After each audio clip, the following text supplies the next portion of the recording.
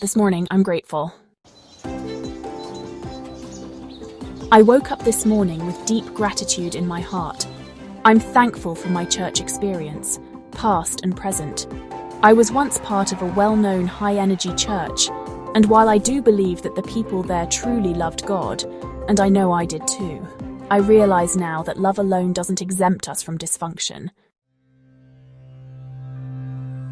You can love God and still be toxic.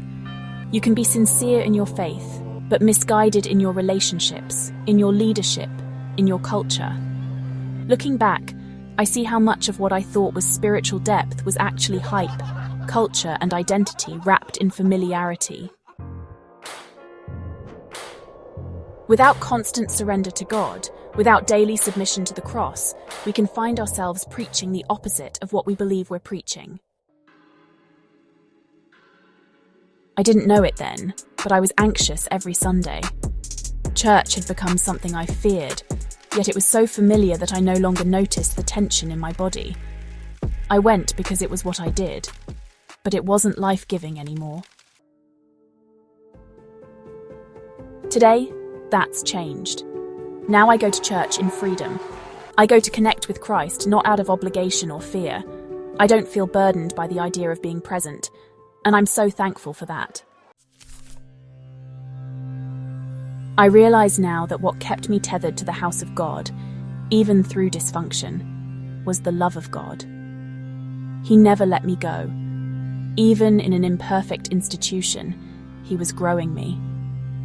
But if I'm honest, my loyalty nearly cost me everything. I remember clearly the night God said to me, "I'm taking you out." And I know now, had He not spoken so directly, I might have spiritually died there. It didn't have to get that far, but I had stopped listening. I had started trusting the system more than the Spirit, and God, in His mercy, intervened. Fast forward to today, I'm so happy, I'm so free, I'm deeply connected to Christ. I'm devoted to what He has called me to, not just to a church brand or tradition. I hold this current church with open hands. If ever He calls me elsewhere, I'll go. My identity is in Him, not in an institution. I'm no longer under pressure to perform. I don't overcommit. I work full-time, and I understand now that my work is also ministry. I won't let anyone guilt me into running on empty in the name of service. I've learned to say no with peace. There was a time when church felt like non-stop activity, back-to-back conferences, revivals, events. I remember Easters that started Thursday night and went non-stop until Sunday. And by Sunday, we weren't revived. We were exhausted. There was never time to be still, to sit with myself, to hear God in the quiet. Now, I enjoy my own company. I've learned to sit with the good and the ugly in me and trust that I'm on a journey of growth.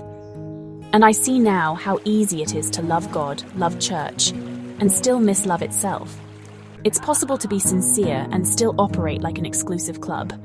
It's possible to preach grace and still live legalism. But today, I'm not perfect. My church isn't perfect, and that's okay. I'm just grateful.